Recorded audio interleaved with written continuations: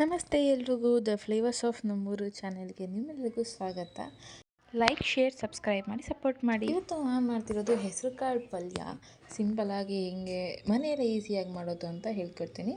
First ನಾನು ಹಿಂದಿನ ದಿನವೇ ನಾನು ಹೆಸರು ಕಾಳನ್ನ ತೊಳೆದ್ಬಿಟ್ಟು ಅದನ್ನು ನೆನೆಯೋಕೆ ಇಟ್ಟಿದ್ದೀನಿ. ನಿಮಗೆ ಮೊಳಕೆ ಬರಬೇಕು ಅಂತಂದರೆ ಇನ್ನೊಂದು ದಿನಕ್ಕಿಂತ ಮುಂಚೆ, ಅಂದರೆ ಇವತ್ತು ಪಲ್ಯ ಮಾಡ್ತೀವಿ ಅಂತಂದರೆ 2 ದಿನಕ್ಕಿಂತ ಮುಂಚೆನೇ ನೆನೆಸಿಟ್ಟು ನೆಕ್ಸ್ಟ್ ದಿನ ಮೊಳಕೆ ಬರ್ಸೋಕೆ ಇಟ್ಟು ಇವತ್ತು ಯೂಸ್ ಮಾಡ್ಕೊಬೋದು. ಆ ಥರ ಮಾಡ್ಕೊಬೇಕು. ಹೆಂಗೆ ಮಾಡೋದು ನೋಡೋಣ ಬನ್ನಿ. ಫಸ್ಟು ಗ್ಯಾಸ್ ಹಚ್ಚಿ ಅದ್ರ ಮೇಲೆ ಬಾಣಲಿ ಇಟ್ಟು ಅದಕ್ಕೆ ಸ್ವಲ್ಪ ಎಣ್ಣೆ ಹಾಕಿ, ಸ್ವಲ್ಪ ಸಾಸಿವೆ ಜೀರಿಗೆ ಹಾಕಿ ಚಿಟಪಟ ಅನ್ನೋವರೆಗೂ ಬಿಡಿ.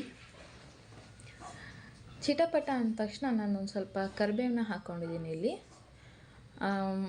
ಇದಕ್ಕೇನು ಎಣ್ಣೆ ಅಷ್ಟೊಂದು ಅವಶ್ಯಕತೆ ಇಲ್ಲ, ಜಾಸ್ತಿ ಸ್ವಲ್ಪ ಹಾಕ್ಕೊಂಡ್ರು ಪರವಾಗಿಲ್ಲ, ನಡೆಯುತ್ತೆ. ಇದು ಏನು ಎಣ್ಣೆ ಬೇಕೇ ಬೇಕು ಅಂತೇನಿಲ್ಲ. ಸ್ವಲ್ಪ ಹಾಕ್ಕೊಂಡು ಈ ಸಾಸಿವೆ ಚಿಟಪಟ ಅಂದು ಸ್ವಲ್ಪ ಈರುಳ್ಳಿ ಬೇಯೋಕ್ಕೋಸ್ಕರ ಮಾತ್ರ ನಾವು ಎಣ್ಣೆ ಹಾಕ್ಕೊಂಡಿರೋದು. ಕರಿಬೇವು ಹಾಕಿ ಒಂದು ಸ್ವಲ್ಪ ಇದಾದ ನಂತರ ನಾನು ಇಲ್ಲೊಂದು ಸ್ವಲ್ಪ 1 ಬೌಲ್ ಈರುಳ್ಳಿ ಹಾಕ್ಕೊಂಡಿದ್ದೀನಿ. ಈರುಳ್ಳಿ ಹಾಕ್ಕೊಂಡು ಚೆನ್ನಾಗಿ ಫ್ರೈ ಮಾಡ್ಕೊತಿದ್ದೀನಿ. ಅದಾದಮೇಲೆ ಅರ್ಧ ಟೊಮೊಟೊ ಹಾಕ್ಕೊಂಡಿದ್ದೀನಿ. ಒಂದೊಂದು ಕಡೆ ಏನು ಮಾಡ್ತಾರೆ ಅಂತ ಅಂದರೆ ಈ ಹೆಸ್ರು ಕಾಳು ಪಲ್ಯ ಮಾಡಬೇಕಾದ್ರೆ ಟೊಮೊಟೊನ ಯೂಸ್ ಮಾಡಲ್ಲ. ನಾನಿಲ್ಲಿ ಯೂಸ್ ಮಾಡಿದ್ದೀನಿ, ಒಂದು ಟೇಸ್ಟ್ ಚೇಂಜ್ ಇರಲಿ ಅಂತ ಅಂದ್ಬಿಟ್ಟು. ಅದ್ರ ಟೇಸ್ಟ್ ಚೆನ್ನಾಗಿತ್ತು ಹೇಳಬೇಕಂತ ಅಂದರೆ. ಇದನ್ನೆಲ್ಲ ಚೆನ್ನಾಗಿ ಮಿಕ್ಸ್ ಮಾಡ್ಕೊಂಡು ಅಂತಂದರೆ ಚೆನ್ನಾಗಿ ಫ್ರೈ ಮಾಡ್ಕೊಂಡು ನೋಡಿ, ಅಲ್ಲಿ ಎಣ್ಣೆ ಬಿಡ್ತಿದೆಯಲ್ಲ, ಆವಾಗ ಬೆಂದಿದೆ ಅಂತ ಅರ್ಥ ಆಗುತ್ತೆ. ಅಂದರೆ ಈರುಳ್ಳಿ ಎಲ್ಲ ಪಿಂಕ್ ಕಲರ್ ಬಂದಿರುತ್ತೆ ಮತ್ತು ಟೊಮೆಟೊ ಕೂಡ ಒಂದು ಸ್ವಲ್ಪ ಕಲರ್ ಬಂದಿರುತ್ತಲ್ಲ ಆವಾಗ. ಅದಾದಮೇಲೆ ಸ್ವಲ್ಪ ಅರಿಶಿನ ಹಾಕ್ಕೊಂಡು ಚೆನ್ನಾಗಿ ಫ್ರೈ ಮಾಡ್ಕೊತಾ ಇದ್ದೀನಿ ನಾನು. ಅದಾದ ನಂತರ ನೆನೆಸಿಟ್ಟಿದ್ದು ಹೆಸರು ಕಾಳನ್ನ ಹಾಕ್ಕೊಂಡಿದ್ದೀನಿ. ನಾನಿಲ್ಲಿ ಫುಲ್ ಪೋರ್ಷನ್ ಹಾಕ್ಕೊಂಡಿಲ್ಲ, ಸ್ವಲ್ಪ ಮಾತ್ರ ಯೂಸ್ ಮಾಡ್ಕೊಂಡಿದ್ದೀನಿ. ಇನ್ನೊಂದು ಸ್ವಲ್ಪ ನಾನು ಚಪಾತಿ ಮಾಡೋಕ್ಕೆ ಯೂಸ್ ಮಾಡ್ಕೊಂಡಿದ್ದೀನಿ. ಕಾಣ್ತಿದೆ ಎಲ್ಲ ಅಲ್ಲ, ಆಗ್ಲೇ ಸ್ವಲ್ಪ ಒಂದೊಂದು ಕಾಳಲ್ಲಿ ಸ್ವಲ್ಪ ಆಗಲೇ ಮೊಳಕೆ ಕೂಡ ಬಂದಿದೆ. ಆ ಥರ ಕಾಳು. ಇಲ್ಲ ಅಂತಂದರೆ ಸಂಜೆ ಮಾಡ್ತೀವಿ ಅಂತಂದರೆ ಬೆಳಗ್ಗೆನೇ ನೆನೆಸಿಟ್ರು ಕೂಡ ನೆನೆಯುತ್ತೆ ಬೇಗನೆ. ಹೆಸರು ಕಾಳೇನು ಒಂದು 2 to 3 hours ಒಳಗೆಲ್ಲ ನೆಂದೋಗ್ಬಿಡುತ್ತೆ. ಇದನ್ನು ಆ ಬಾಣಲಿ ಒಳಗಡೆ ಹಾಕ್ಕೊಂಡು ಚೆನ್ನಾಗಿ ಫ್ರೈ ಮಾಡ್ಕೊಬೇಕು. ನೀರು ಹಾಕ್ಕೋಬೇಡಿ ಇವಾಗ ಫ್ರೈ ಮಾಡ್ಬೇಕಾದ್ರೆ. ಒಂದು ಸ್ವಲ್ಪ ನೋಡಿ ಈ ಥರ ಇದ್ರ ಜೊತೆಗೆ ಚಪಾತಿ ಮಾಡ್ಕೊಂಡಿದ್ದೆ, ಹೆಸರು ಕಾಳು ಚಪಾತಿ. ಇದು ನಾನು ಕೂಡ ಯೂಟ್ಯೂಬಲ್ಲೇ ನೋಡ್ಕೊಂಡು ಹೆಸರು ಕಾಳು ಚಪಾತಿ ಮಾಡಿದೆ. ನಿಜವಾಗ್ಲೂ ಚೆನ್ನಾಗಿ ಬಂದಿತ್ತು, ಟೇಸ್ಟಿಯಾಗಿತ್ತು.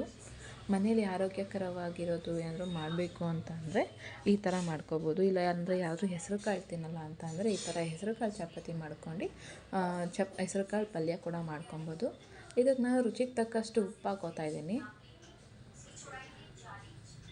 ನಾನು ಈರುಳ್ಳಿ ಬೇಯಬೇಕಾದ್ರೂ ಕೂಡ ಸ್ವಲ್ಪ ಉಪ್ಪು ಹಾಕ್ಕೊಂಡಿದ್ದೆ ಬೇಗ ಬೇಯಲಿ ಅಂತ.